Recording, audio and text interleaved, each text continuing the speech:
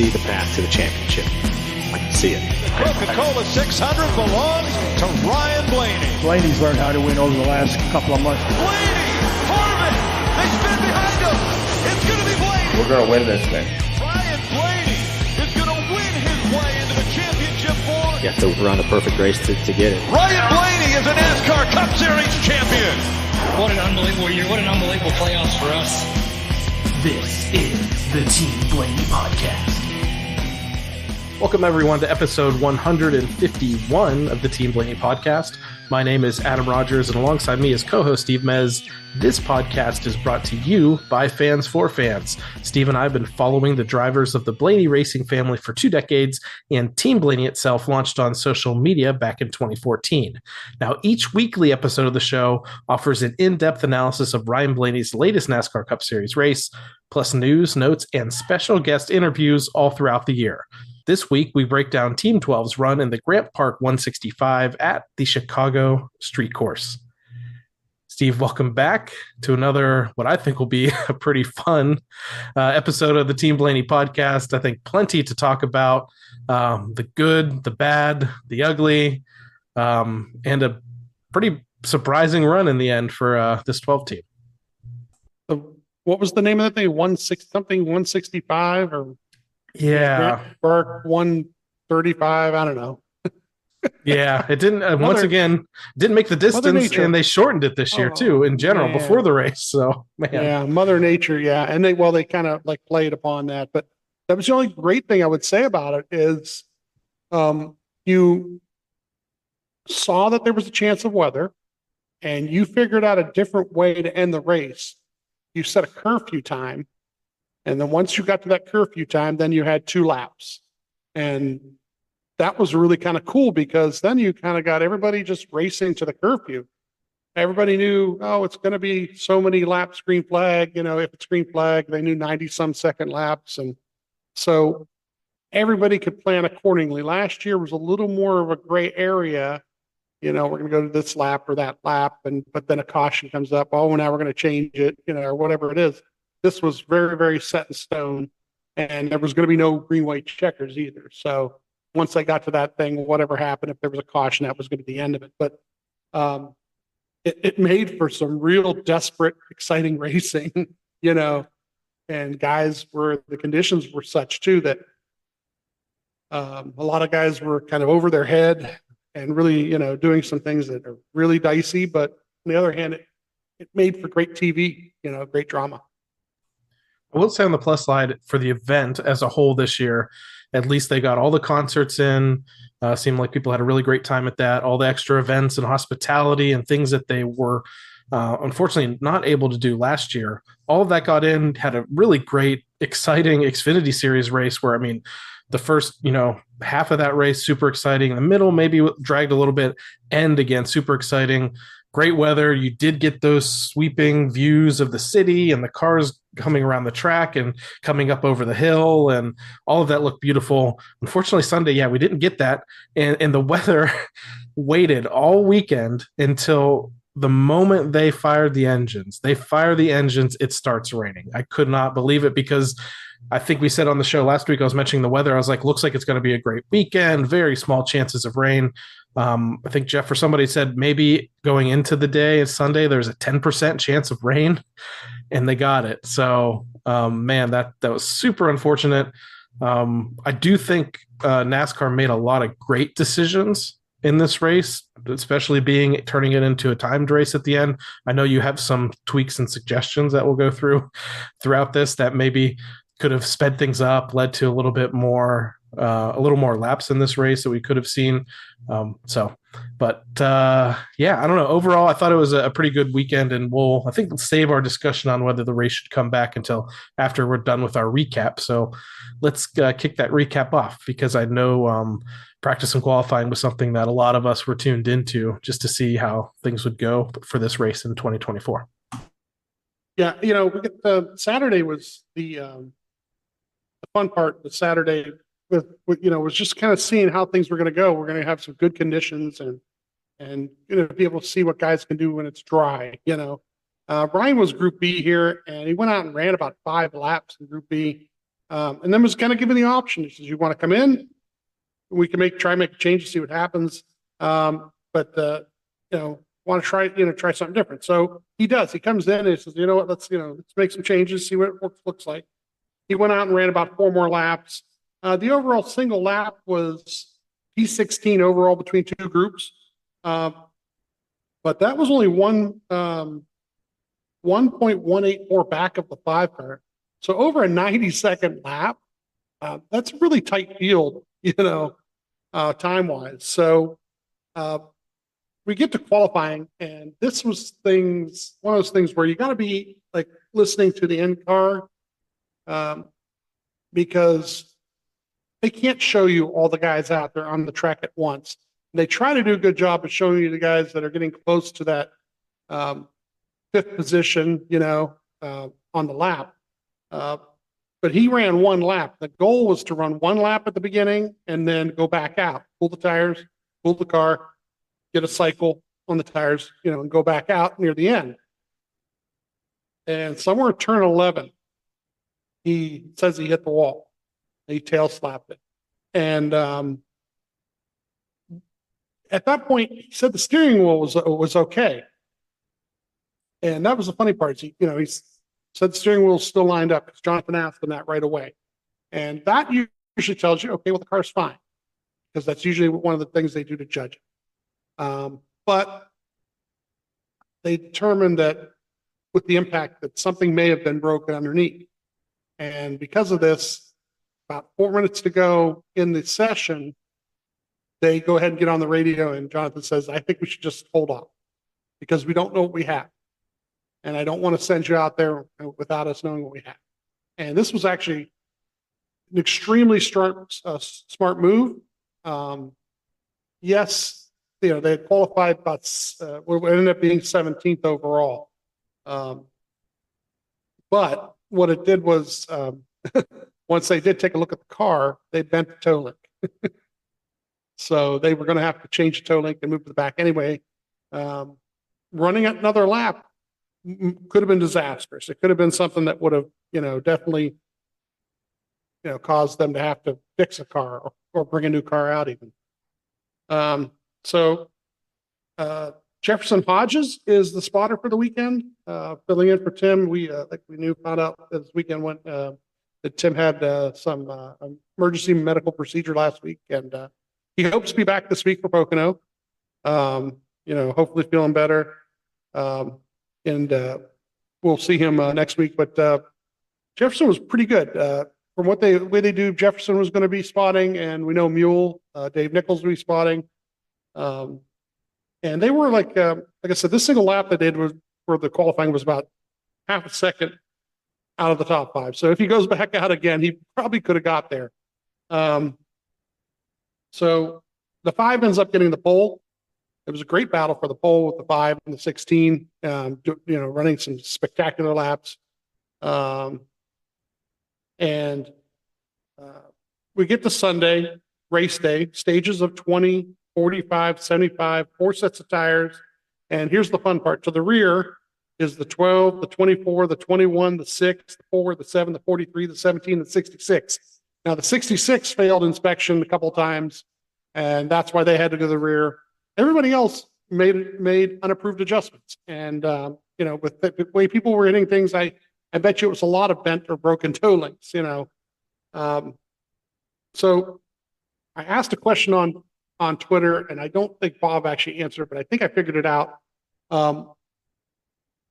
Group A and Group B end up being the outside line, the inside line. Okay. Group B being the inside line or the left, let's say. And Ryan's is 17th in that line until he goes to the rear. Anybody who qualified behind him in that line who had to make an adjustment also had to go to the rear behind him. So technically he started the race 33rd is what I figured out, because there were a couple guys who had those adjustments that were in the same line. Of course, Jonathan gets on right away. It says saving fuel all day, any chance you get. And I think they may have been on a strategy to try and go one stop. tell you the truth. But all the circumstances changed that. Jeffrey says there were. This is something I don't think TV covered at all. There were some fans on the track. This held up the race, actually. Fans. Or protesters. Interlopers. Yeah. Interloopers. I saw some great videos. Two guys had climbed the fence somewhere and they were holding up a sign. I didn't see a good picture of the sign, so I can't say what it was or what it wasn't. But one guy went up and looked like he was trying to beat the crap out of the guy to get him off the fence.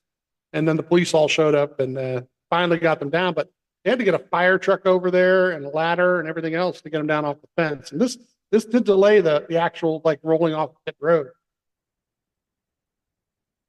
which is interesting because of what happens on pit road.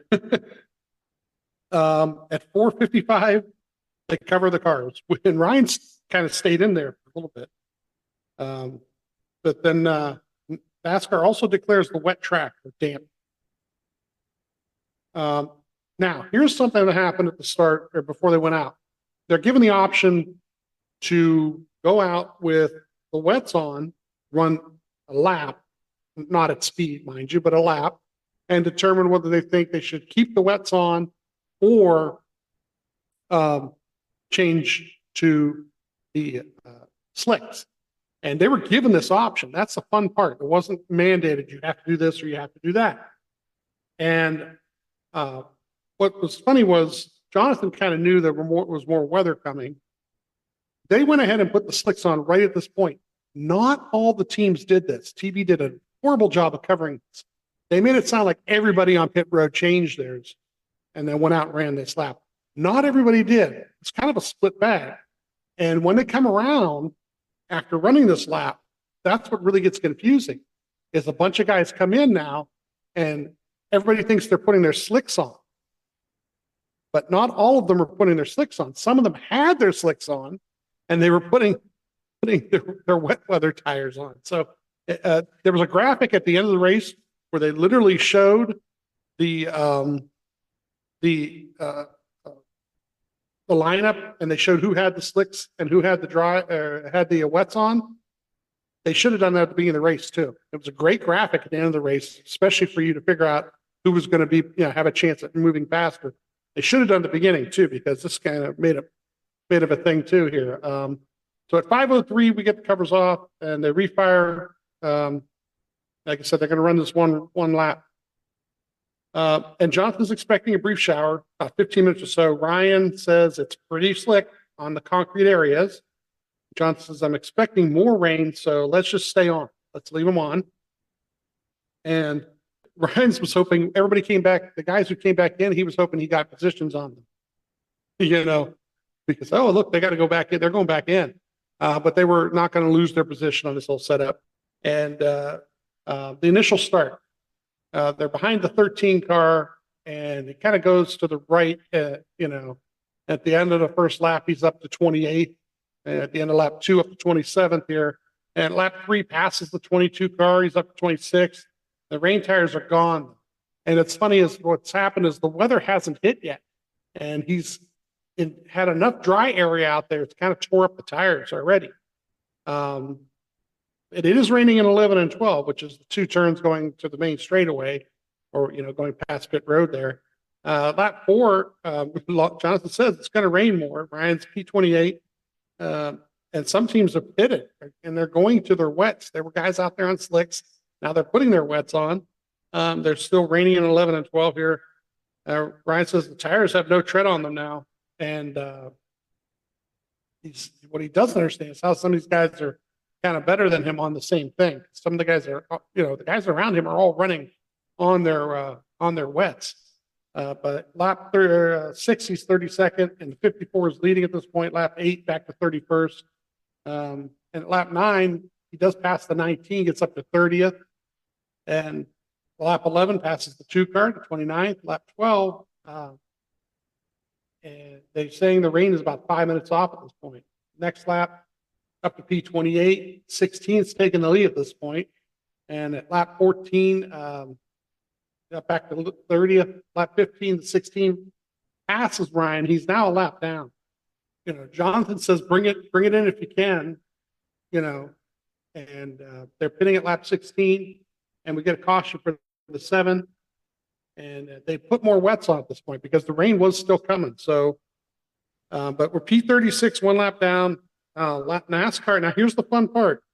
It's lap 16, and NASCAR says we're not opening pit road till the stage ends. This is where I have nothing against that idea and that concept, okay? But there's 4 more laps, okay? Lap 20 was the end of the stage. Now, what they're saying is we were to open up the pits real quick. Now we have all kind of mayhem as people try to pit and do this or do that, and some people stay out, try to get the stage points, and they didn't want that. What I'm about to say is this. So you've called the caution. You're making this decision. Go ahead and call the stage. The stage ends now. Go ahead and everybody can pit the next lap. We'll start the stage a lap or 2 earlier. They wasted probably 2, maybe 3 laps of caution that they wouldn't have had if they just go ahead and call the stage. I understand they're trying to keep the integrity of the stage, which makes sense. But why drag out 3 or 4 caution laps, especially on a road course where the caution lap takes 2 minutes plus 2+ minutes, to run. So they wasted a lot of time. With daylight, they wasted a lot of time TV of just like running around the track till we get to the end of the stage. Just go ahead and call the stage. You're going to give out the points based on that anyway. Nobody was allowed to pit, close the pit road. So if you just go ahead and give out the points at that point, open up pit road the next lap, and then, run 2 laps or you open up pit road and then go back to green, that's my soapbox. Yeah. Initially, when you brought that up to me, I was against it until I thought about it and realized really it wasn't going to change the finish of the stage no matter what. So either they run these 4 laps under caution, everyone stays in the same spot, or like you said, they just call it good now, everybody stays in the same spot. So I think, like you said, they are banking on the side of like keeping the integrity of the stage and how many laps it's supposed to be and yada, yada, yada. But I mean, you also see later on in this race, they pivot to a totally different way to determine the end of the race. So they can make these decisions on the fly. I guess they just don't want to until they're forced to. Well, what I'm saying is logical. I don't think anybody would argue with it. You know what I mean? It's not something where everybody would be in uproar on up and down pit road, or this team feels like they're slighted, because nothing, like you said, nothing is going to change on positions. Nobody's position in those 4 laps of caution that they ran, nobody was going to pass anybody, And I don't know if it would have, the only other thing I could think of, and I didn't do the math or really pay attention too much to what like fuel runs would have been, is that's the only thing I could think of is if it was going to impact strategy in some way because of fuel. If they pit now, they'll come up short on their fuel strategy, yada yada. That might not be the case at all, but maybe that's another thing to consider now and into the future on that happening. Here's what I'm about to say about that. Who cares? Who cares? You run a race, and let's say it's 500 laps. Okay, 500 lap race, and before the day, you can run 100 laps without a pit stop, right? Every 100 laps you're going to pit. But guess what happens between now and the end of those 500 laps? Caution for this, a caution for that. This happens here, that happens there. Everybody has to adjust on the fly. So you know what? You change when the stage ends and you change when the stage starts. Everybody just has to adjust. It's the same for all 40 guys out there. I'm just saying. You okay? No, I think that's when you were going to say like what you thought. I didn't think that's what it was going to be, but I appreciate it. Basically, you're saying, you know what, tough cookies. This is what you got. I just love the way what people didn't see, and sometimes you need to put the video of some of the stuff up. Adam just did a spit take down there. I think he spit all over the keyboard. So Ryan and Jonathan discussed the wave around. Most of the leaders pit, so they are eligible for the wave around. The 6 teams winning the stage, staying out once again, staying out for the way around. The 71 car decides to stay out. Great strategy move that really doesn't work for them. They restart lap 25. Like I said, they could have restarted 5 laps earlier. So restart lap 25 and P34. And they passed the 23 and the 99 in turn 2 as those two pirouetted off and together into a tire barrier. And then passes the 14 in turn 7 because he kind of goes off the road a little bit. The 14 had hit the 16 there, actually, is what happened. 14 overcooked it going in there, hit the 16, and then the 16 hit the wall, and the 54 took the lead, and, caution for the 16. And one of the favorite cars, for the day and driver. Up to 31st at this point, and Jonathan says, we're going to fuel it here. Everyone that's coming to pit road, they're going to clear the puddles. And this is also, this was the part that some of the people online went really crazy about this whole racing in the rain, and then they using the term rain tires again. And it's not a rain tire. It's a wet weather tire. Sprinkle tires, as Corey LaJoy likes to call them, right? But the truth is they do not want to race in any kind of downpour. There's just way too much spray. And if you're watching the in-car cameras like I do, it was horrible. And we don't want a repeat of Coda a couple years ago. And I think that's where this concern really started to happen, where they're just not going to do that. We want to race. We can race when it's wet. We just don't want to race when it's pouring and puddling and everything else. So there was a delay till about 6:30 local time. The drivers were called to the car. Car covers came off for there. Ryan on the in-car camera, the car cover comes off, and I'm watching this guy try to wipe the outside of the windshield on the passenger side. Right, I'm watching the arm, and he's got the Penske stuff on. He's got the Menards outfit on. Then he backs away for a second. It's Ryan. Ryan was actually trying to do his own windshield. That's pretty cool. And somebody who gets paid to do that actually finished the job. At 6:41 local time, it was pouring in 11. And so at about 3 or 4 or 5 minutes later, they covered the cars again. And finally, at about 7:01 Central Time, the covers come off, and they're about 10 minutes to rolling there. And then they had already announced this thing about if they get to 8:20 Central Time, 8:20 p.m. Central, when the leader passes the start finish, they're going to run 2 more laps. Ryan and Jonathan discussed the rain being gone, close to a fuel window and a curfew. So they kind of talk about, well, we're on the wet weather tires, and do we go to the dries? When do we go to the dries? Do we going to need fuel before the end? At 7:12, the cars Central Time, the cars start rolling.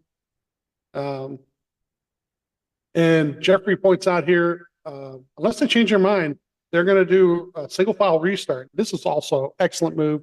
They've learned their lesson on a couple things, and this is a really excellent move, especially in the wet conditions. Lap 29, the pit's open. Jonathan stays out here, tells Ryan how many laps it took last year before they needed the slicks.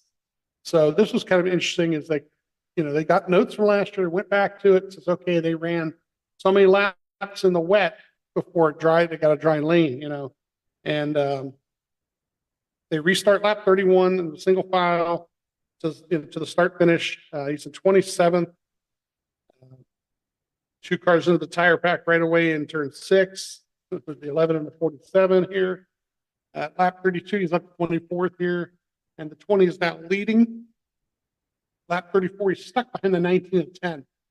2 of them were racing side by side a lot right there. And then at lap 35, we had a caution for the 5 going into turn 6, and he just missed it. Totally just missed it, locked it up. I don't think anybody helped him. Really, really weird. And at this point, the 10 car kind of forced Ryan left into a barrier too in one of the turns. Minimal damage to the left front, but they got pictures of it and made sure, splitter was, actually Jonathan tells them the splitter broke a bit, but they don't want to pit just to fix it. We're just, we're only going to pit when we're ready to take our drives. And Ryan's up to P23 at this point at lap 35 and restarting at lap 38, single file. The 20 leads. He passes the 10, gets to 22nd. Lap 39 still running 22nd. Lap 41 passes 71 up to 20th. And Jonathan says, some are coming for the slicks. Come if you think you should or you want to. Ryan says, I'm coming. He wasted no time. That was a cool moment watching on TV because like Jeff and them and the guys in the booth are saying like, we got to see who pits here. And like, they just have it on the camera on the turn there, because coming out of that turn to get onto pit road was so tight. You just weren't sure who was going to do it. And then you start seeing guys peel off, and I'm watching, I'm like, okay. Ryan should be coming up now. And then boom, he makes the right turn onto pit road. And I said, all right, let's slap these on and see if they can get anywhere. So what's interesting here is, like you said, some guys stay out. The leaders, a bunch of them hit with 2 to go. But lap 44 here, the 60 car is the leader. Joey Hand, and that's the RFK third car. And he wins the stage. Ryan finishes 29. And some cars still need to pit here. I wrote that down, but they stay on their wet weather tires. And Jonathan says we should have like 10 to 15 minutes more of racing. 90 seconds a lap, and, going to that barrier at 8:20. Jonathan says there's 9 guys still in the wets. I have 12 by what I saw. 12 guys that just stayed out and they were still on the wets. The 20 car was in P13 at this point. I kind of took note of that because he was the first guy that went to the slicks with that pit stop. Restarting at lap 49, single file, and Ryan's 28. He gets by the 24 and the 9 up to 24th. At lap 51, gets by the 66 up to 22nd. Lap 52, the 38 punts the 4 in front of him. So the 4 spun out a bunch of times in this race. This one wasn't his fault. We saw this on the in-car camera. It happened right in front of Ryan. But Ryan's up to 19 at this point. Then we got a caution in turn 2, and the 48 is leading at this point. John said, the pits are open, we're staying out. Lap 54, we get into the restart here, and there's about 5 minutes to go at this point. And I have the 19th car, the 14th car spinning out in turn 1. So Ryan gets to 16th. And this lap here, I've got Ryan punting the 42 and 3 cars in front of him spin out. And I've already put in a request to Basso on Twitter, and he said that he'd look into it. And maybe later this week we'll see this. But what was happening with this? Everybody's racing to 8:20 p.m. Everybody is like, they know once we get to that, we're going to have 2 laps left, and we got to get as much position as we can. If I'm in front of you and I slip up a little bit and you catch up to me, you decide, you know what, I'm going to punt you, I'm going to hit you to get around you. And within 5 or 6 corners, my car was faster than yours to begin with. I just made a mistake back there. So I catch up to you, and guess what? I return the favor. Well, this is the same thing that happened. We're not going to see on this video because of the in-car camera, but the 42, about 3 or 4 corners earlier, passes Ryan. And the only thing I saw was Ryan's car wiggle, and then the 42 go by him. And that tells me he got punted. Well, as they get to turn 12, and if you know on TV, turn 12 is sharp 90-degree right-hand turn. All the way to the right is pit lane. And a lot of guys, as they're coming through this turn regularly, were going to the inside of the turn, and they're going left all the way to the far wall, arcing that turn as best they can. Ryan basically hits the right rear of the 42, which pushes him forward into 2 other cars. I think the 38 was one of them, and I'm not sure which the other one was. I have to see the replay again. I only saw it in real time. And they all 3 go up against that wall. Ryan goes inside of all 3 of them. I have written down here that lap 55 was totally eventful, with things like that happening. Ryan gets, go ahead. I wanted to say, so the collateral damage in this is unfortunate.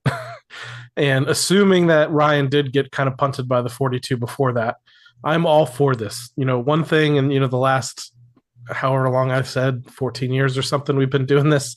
A lot of social media comments I get about Ryan is like, oh, he's soft. He doesn't, push back when people push him around. And so if this is a sign of him doing that, I'm all for it. And I'm sure that he's raced around the 42 a lot during the day too. And there's probably other stuff we didn't see. And the 42 is definitely on on the closing laps of a race going to be one of those guys that's desperate. I'm not sure. He also may have been one of the guys on wet still. There's a big chunk of them that had stayed up front that were falling through the field too, that were in desperation mode. So again, apologies to the collateral damage that got caught up in this, but I'm all for Ryan, putting the bumper to somebody that put the bumper to him in a race like this. Everybody was racing to that curfew. And, once they got to that curfew and then beyond, those 2 laps beyond, it was mayhem. Ryan does finish 10th. The 48 wins. The 48 was still out there. And the 45 was catching him. The 45 was on the slicks, and the 48 was on the wets. And if the 45 doesn't mess up, he probably would have got him. But I don't know how to feel about the winner. I mean, he earned it. He really did. I mean, he held everybody else off. And he made a good call. He and his crew chief were having a discussion under that last caution about whether they should come in and put the slicks on. And the driver said, I don't think I could win if we come in and do that. We have a chance to win if we stay out. I will say the weather robbed us entirely of the whole race, of like a really great race event, yada, yada, yada. That last caution, I still feel like robbed us of seeing what the slick tires could have done in their entirety. Like we would have had probably maybe another 4, 5, 6 laps if that caution doesn't come out. Now you mentioned it wasn't Barry this time. It wasn't necessarily Barry's fault. He did get help in this at this point, but we did see the 4 car facing the wrong direction a lot during the day. So I didn't give him the benefit of the doubt at the time, but I was like, man, you couldn't just keep it pointed straight for once and let us see how this plays out. Was not surprised again about the 45.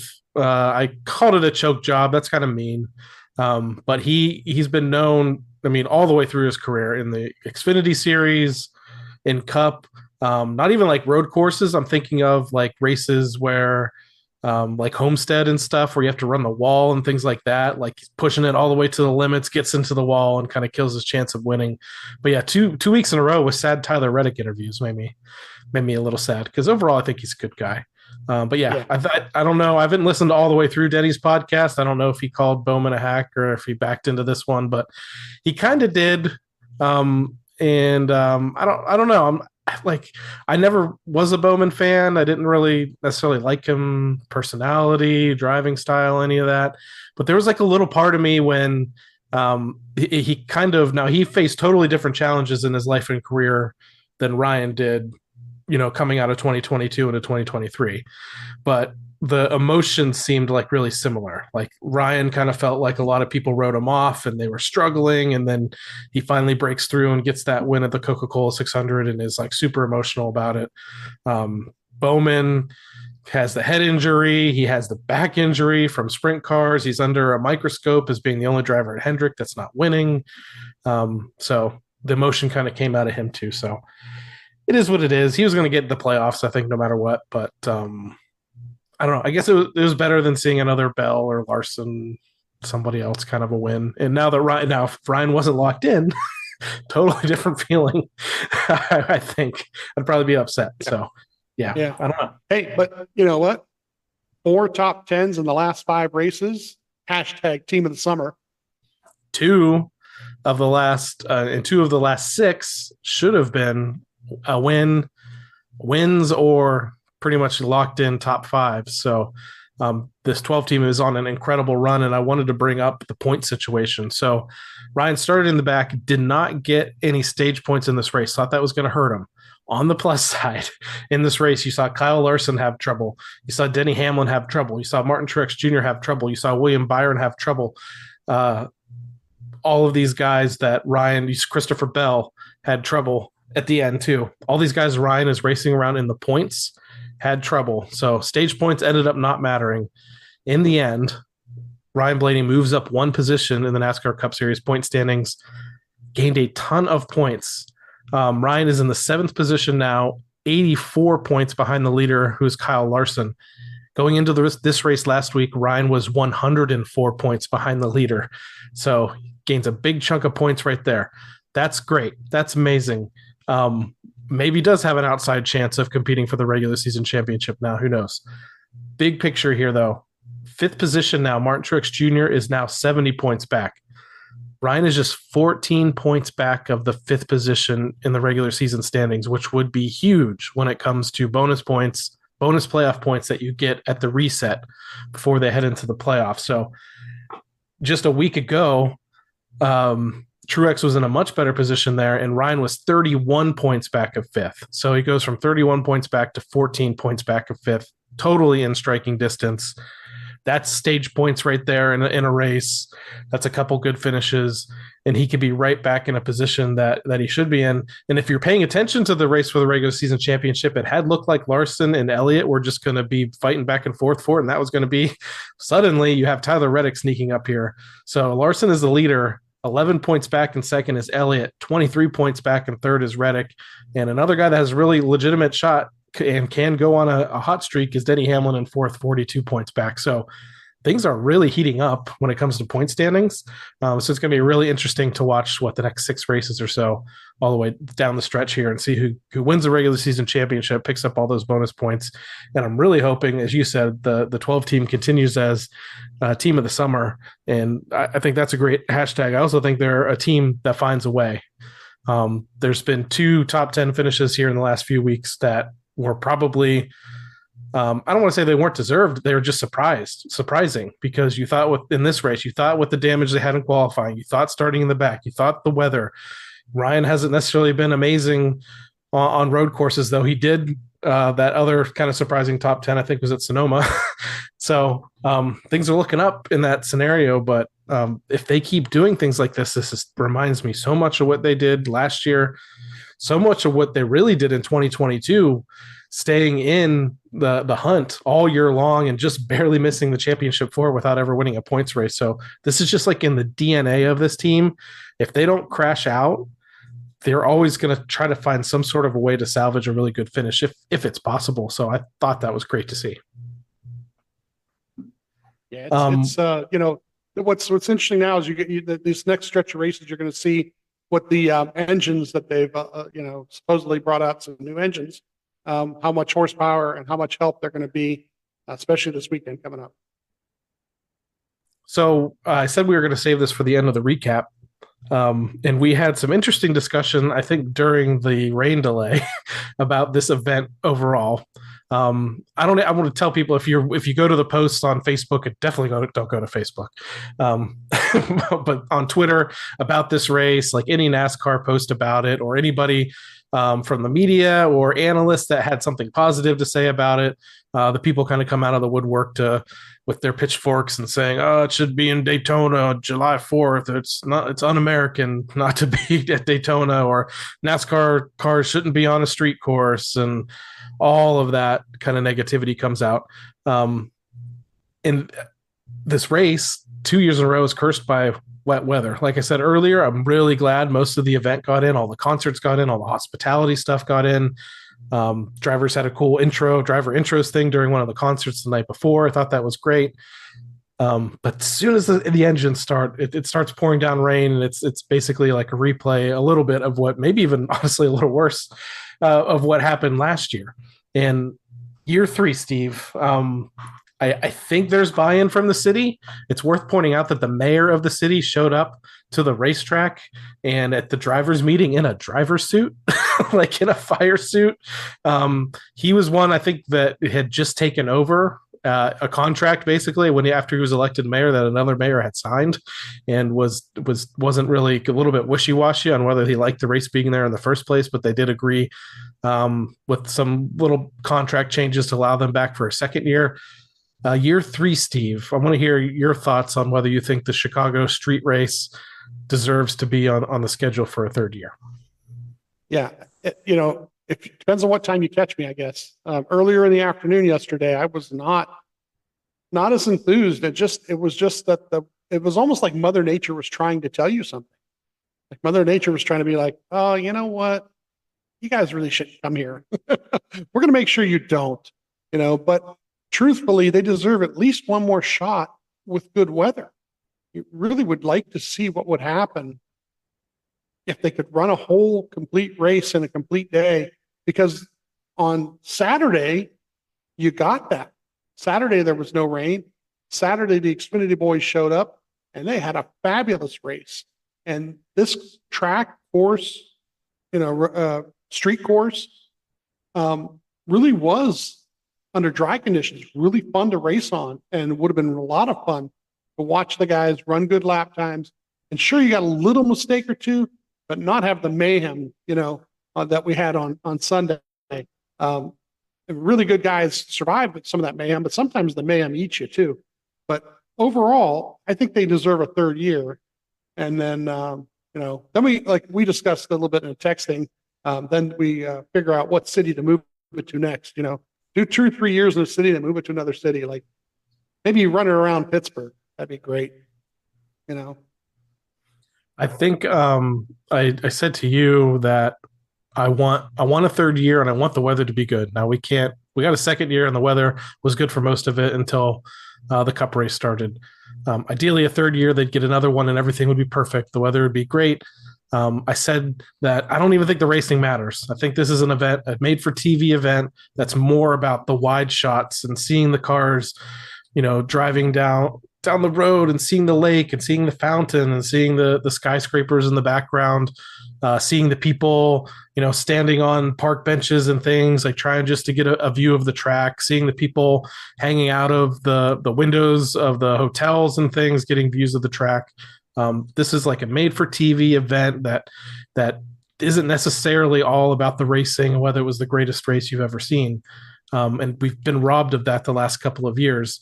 I kind of joked to you, I think when you were in the doldrums a little bit, I was like, the Monaco Grand Prix is the most watched race every year in Formula One, a lot because of the pomp and circumstance and stuff, but it's also a street race. It's also one of the worst races of the year in Formula One. I was like, this Chicago race doesn't need to be the best race of all time. So I've been thinking a lot like the last 2 days and even again during that rain delay. And I was like, all right, I think they should get a third year and then they go on the road, pick it up and go to Seattle. Like you said, had this cool idea of them racing around the Three Rivers in Pittsburgh, get as close to New York City as you can or something. That would be cool. And then another part of me was like, maybe and I'm thinking in the terms of like Monaco or St. Petersburg or some of the other places that IndyCar runs in Detroit, like some of these other street course places. I was like, well, maybe they don't. Maybe they just need to make Chicago a thing and build it into what could be like a crown jewel race in the Cup Series, that we're just going to keep going back and we're going to prove that this works and it becomes a coveted place that you want to race and want to run. So that's two ways to look at it. I do kind of think the roadshow thing might be more what they're going to look into doing. Pick this up and go to Toronto, pick this up and go somewhere near Los Angeles. Like that way they are bringing the sport to the people that may not see it. It's funny. I think we said this about the Coliseum, and the people that do have their pitchforks out and wanted to go back to Daytona and wanted to go to Chicagoland or something like that. I'm sorry to say this race is not for you. Said it about the Coliseum. You hated that. Oh, why are they doing this? It's a waste of money. That race is not for you. I had two different people. Again, this is just my experience in the office that I work at. Come up and ask me like, hey, what's this thing about NASCAR racing in Chicago? Like they just built a track there or something like they did at the stadium. And I'm explaining like, no, it's on the streets. And they're like, they can do that. And the one guy's like, oh, I'm going to have to tune in. I'm going to have to watch that on Sunday. And I was just kind of taken aback by it because these are people that have never come up and talked to me about racing, but they knew that I was kind of like the local racing guy to come and talk to about it. So this race is for people like that. This race is for people in the Chicago area that live in the city, that can see it out of their apartment window, or I mean, it's just, unfortunately, sorry, it's not for the diehard, longtime NASCAR fan. This is to attract new fans, and if that hurts your feelings, I'm sorry. Yeah, I can't disagree with that. I mean, there's the last 5-6 years, the schedule has changed. Every year to year, something different's happened, and that's because they're trying to find newer people and more people. The older guard, I'm the older guard. I'm 55. I admit it. I've been following a long time, but you know what? I like seeing these challenges and seeing these guys have to do things that are out of their comfort zone.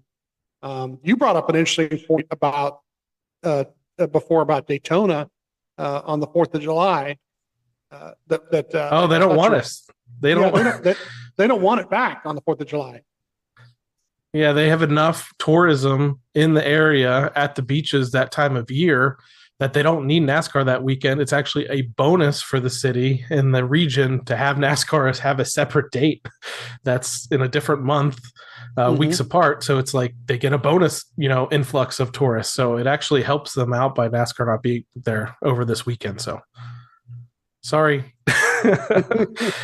I'm sorry. But yeah, like I said, I'm fine if they try to keep it in Chicago, make it a long-standing event.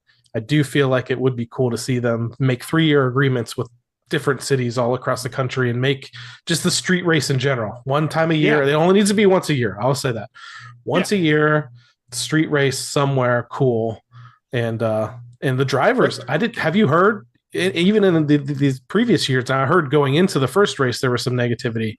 But after that, every single driver interviewed has talked about how cool they thought it was. And they honestly, I think, even liked being in the city, like going to different restaurants and events and things like that too. So yeah, I heard it was well done, actually, that they were talking about some of the hotels were not that expensive, which was surprising. There were hotels right near the thing where maybe $180, $200 a night on the weekend, which is, totally weird, because if you go to try and get a hotel in Bristol the weekend of the Bristol race, it's $400 or $500 a night for the hotel there anywhere near the track. Yep. So that was kind of a cool thing to hear about. The only, and it's driver wise, I really don't remember that many drivers last year. I remember one particular spotter who decided he was smarter than everybody else or something. He was forced to go this year.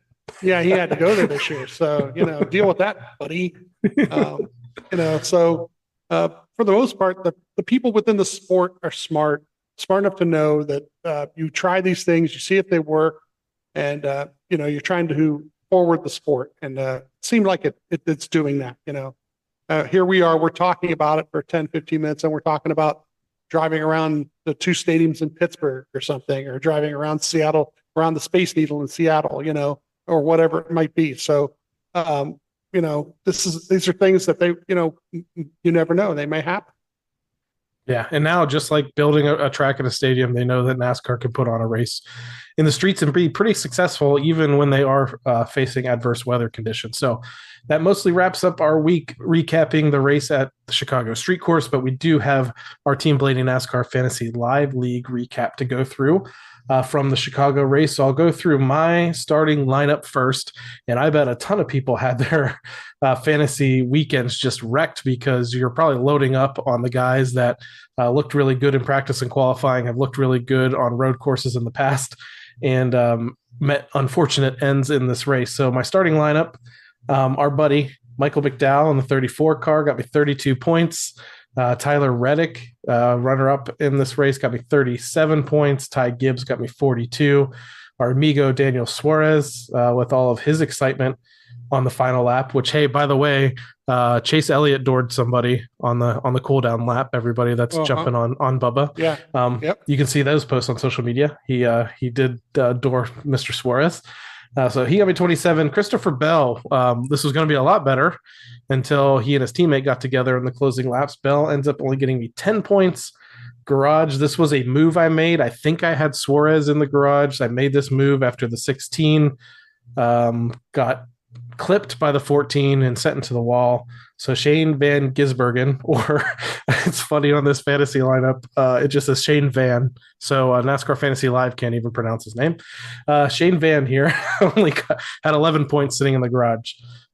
This was bad too. Featured matchups. I picked Larson over Elliott, wrong. I picked Van Gisbergen over Hamlin, that was wrong. I picked Reddick over Gibbs, that was right. And then I picked Allmendinger over Cindric, and that was wrong as well. So I was 1 for 4 on the featured matchups, struggled a bit with my starting lineup, and still managed a top 20 overall finish, 19th overall in the league. You had a much better weekend. You had a Ryan Blaney-like weekend when it comes to fantasy. So how'd that go for you? Yeah, I rallied. I rallied right at the end. What's funny is because of the way things changed so quickly, I at 2-3 different times during stage 2, I changed the lineup, changed it back, changed it back. I had Denny Hamlin, and that did not go well. Tyler Reddick, 37 points. Christopher Bell only gives me 10 points because of what happened to him. Ty Gibbs with 42 points. And then I had Alex Bowman for 54 points. Kyle Larson ended up in the garage because that incident happened to him early enough where I could change him out. But it didn't really help me any. And then I had Larson, which was wrong. I had Shane, which was wrong. I did have Tyler, and I had Austin Cindric. So right there, that's the 10 extra points probably that put me over the top. Austin Cindric with 15th place finish compared to AJ back in 38th. So Team Mez 12 finishes 10th overall for the weekend at Chicago with 171 points earned. The rest of the top 10 goes as follows. A tie for 8th with Charlie Abu and Penske Fan 24 with 176 points earned. And 7th is Racer SF, 179 points. In 5th, hashtag LGM 180, tied with him as well. In 5th position is JD Racing, 180 points. Tie for 3rd between Frank Fan 12 and Blaney Kicks Beep, 186 points earned.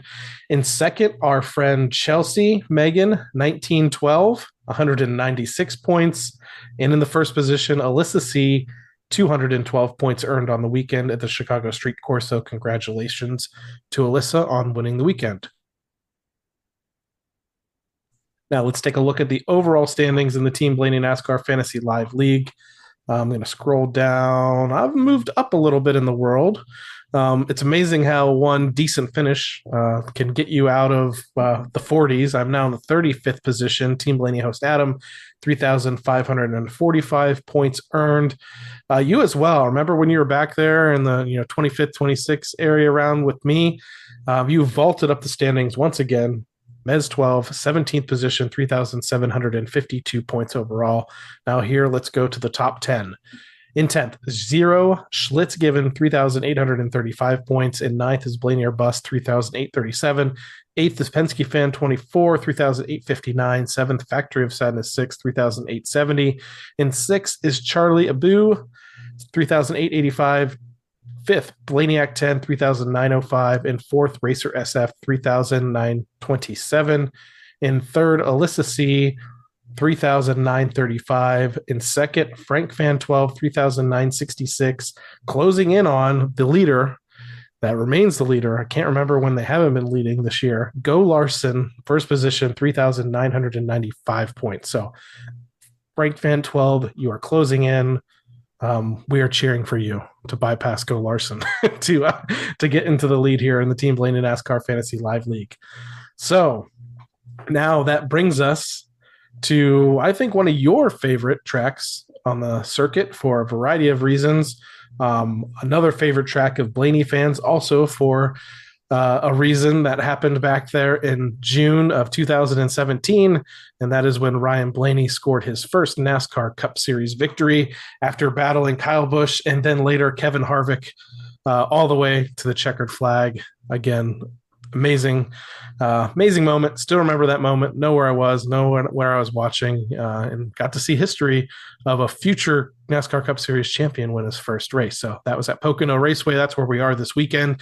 Things kick off Friday, July 12th, 5:30 p.m. Eastern time. So remember, this is a little bit early. They do not have lights at Pocono. 5:30 p.m. Eastern time, the NASCAR Craftsman Truck Series CRC Break Lean 175 at Pocono. That will be on FS1. Then moving over to Saturday, July 13th, noon Eastern Time, NASCAR Cup Series practice and qualifying at Pocono. You can watch that on the USA Network. And then followed on USA, 3 p.m. Eastern Time, the NASCAR Xfinity Series, Explore the Pocono Mountains 225. And then Sunday, July 14th, 2:30 p.m. Eastern Time, the NASCAR Cup Series, Great American Getaway 400, presented by VisitPA.com at Pocono Raceway, also on the USA Network. Taking a look at Ryan Blaney's stats here at Pocono, you know already he has one victory in 14 starts, an average start of 14th, an average finish of 14.3. He does have one DNF that came in 2022, 6 top 10s, 2 top 5s to go with that one win. Ryan Blaney, Pocono, and the next gen car have not fared well. Like I mentioned, 2022, he had a crash in that race. I think he may have crashed with Kyle Busch in that race. 2023, I don't remember exactly, 30th place finish at Pocono. He did lead 2 laps in that race. 2020 in the old car, he did lead 21 laps of that one. Went on to a 22nd place finish. So prior to that, from 2021 on, 5th, 6th, 33rd, 30th. This is a track that I think Ryan needs some redemption, especially in this generation of car. We were talking a little bit in the last couple of days about Team Penske and where the program is as a whole. Been really great on short tracks, been really great on flat tracks. Now, Pocono is a flatter track, but it's big, long straightaways. So this might be a test of the horsepower that these Penske Ford, Dark Horse Ford Mustangs have. Still looking forward to maybe Michigan and some other 1.5 mile tracks to see what else they have under the hood and see how they can compete there. But this one will be a little bit different. This also might give us an insight into how this 12 team is going to run at Indianapolis coming up in a couple weeks as well. So, Steve, Pocono is for lovers. Is Pocono going to be for Ryan Blaney again to pick up another victory and maybe come full circle? Like I said a little bit ago, they allegedly have new engine packages put out by Yates there. So we'll see if these engine packages, what they'll do now. On a short track, it's a little different, but now you get to anything 1.5 miles and more, and you get to find out what they really can do. And the 3 turns is a very, very interesting thing because you set up for 1 or 2 of them, but you can't set up for all 3 the way they are. That turn 3 is a low, no hardly any banking, flat turn. And number 2, the tunnel turn, you got that bump back there. You just don't know what you're going to get sometimes. And then that's long sweeping turn 1. It's interesting. This is another track that probably use 2 spotters a lot of times, because of the way that the track is configured. Tim might be up on top, but in years past, I've had Mule literally spotting turn 1 from the inside somewhere because you can't really see it properly from the spotter stand the way that track is built. So, it's practice. Once again, practice qualifying before you set any kind of lineups or anything like that. Got to see what everybody's got. But it'd be real interesting to see how the Fords themselves as a whole, not just Penske, but the other Fords, what kind of power that they bring if they're within line with everybody else. I want to take a look when we're talking fantasy wise and give folks some insight in who maybe to be looking at to start this weekend, or just who might finish well in this race this weekend. So I'll go back to 2022. Now, this was an interesting race. I'll read you the top 10, and then there's going to be bonus 2 drivers to mention. Chase Elliott wins this race in 2022, followed by Tyler Reddick, Daniel Suarez, Christopher Bell, Kyle Larson, Michael McDowell, Truex Jr., Bubba Wallace, Eric Jones, and Austin Dillon. Note in 2022, this is when the top 2 finishers of Denny Hamlin, who won the race, and Kyle Busch were disqualified because their team had placed something under the wrap on the nose of their next-gen car. That first year with the next-gen, they were being absolute sticklers with anything. You could not modify anything, and they've stayed that way, to be honest. But I do believe this was the first instance that we saw a Cup Series driver get disqualified from winning a race. And unfortunately for Denny Hamlin, that was him, Kyle Busch. I believe they said the little item they had under the wrap maybe gave them a couple of counts of downforce, and that was about it. Probably wasn't going to be enough to make a difference, unfortunately. So they learned their lesson. So when you're thinking about it again, Chase Elliott was down as the winner. He actually crossed third behind Hamlin and Busch, who were both disqualified, racing for Joe Gibbs Racing. This race in 2023, Denny Hamlin came back and won the race. So redemption. I remember this one because it's where he gets booed, as he usually does. And he points and says, they're going to boo my rock someday. They give rocks to the winners, all-time winners there at that racetrack. So let's see. Hamlin is probably going to be somebody you're going to look at, especially coming off a kind of a disaster race that he had at Chicago. He's kind of known for making some massive rebounds and kickstarting a hot streak. So second, Tyler Reddick. Reddick finished in the top 5 of this race the first year, too, in the next gen car. And with RCR, finishes second here in the 45 last year. Truex Jr., strong run. Harvick's retired. Gibbs, Bell, Stenhouse, Harrison Burton. Has to be one of his few top 10s. Finished in the top 10 in this race last year. Eric Jones, Chase Elliott. So those are some guys to look for. Anybody else stand out to you? Maybe people that are better now, maybe than they were last year, that you consider starting, or do you even have people left to start at this point? Well, yeah, I've got a couple people to start. Bubba Wallace is now the guy, like, he's on the hot seat, basically. He can't really get there in points. So he's got to win a race pretty much.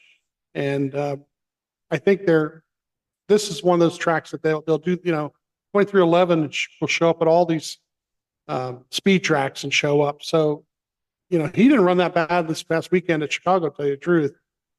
He's improving on the road courses, but this is their bread and butter here. And I expect him to be extremely strong this weekend. So again, if you want to tune in this weekend for the racing action at Pocono Raceway, kicks off on Friday, 5:30 p.m. Eastern time on FS1 with the NASCAR Craftsman Truck Series race. Saturday, noon Eastern is Cup Series practice and qualifying on USA. 3 p.m. Eastern is the Xfinity Series race, also on USA. Sunday, 2:30 p.m. Eastern time, the Great American Getaway 400 presented by VisitPA.com at Pocono Raceway, also on the USA Network. Fingers crossed for a strong run, a rebound run after these last 2 races at Pocono for Ryan Blaney, and maybe a return trip to victory lane for him. And this time he'd bring along the 12 crew. So, Steve, that pretty much wraps up this week's episode of the Team Blaney podcast. But we do have a special shout out to one of our listeners and social media friends, and that is Nicole Chipman, better known as Stella Narius, on X and or Twitter. She was lucky enough to be in Iowa a couple of weeks ago, witness her first in-person victory, seeing Ryan Blaney, and she put together some really neat packages for us filled with confetti. There's a few of us in the circle that kind of collect confetti from Ryan's wins. Our friend Justin has been able to get a lot of that for us. We've gotten some of it in person in Martinsville ourselves, and Nicole was, caught up in the victory celebrations down there in Victory Lane, scooped up a whole bunch of it, and sent off some care packages that were some surprises in the mail over the last week. So shout out to Nicole. That was really super nice. Yeah, thanks for remembering us. We really appreciate it. It's great to look down at it and look down at it and think about what it represents. And thank you for thinking about us and take care of us.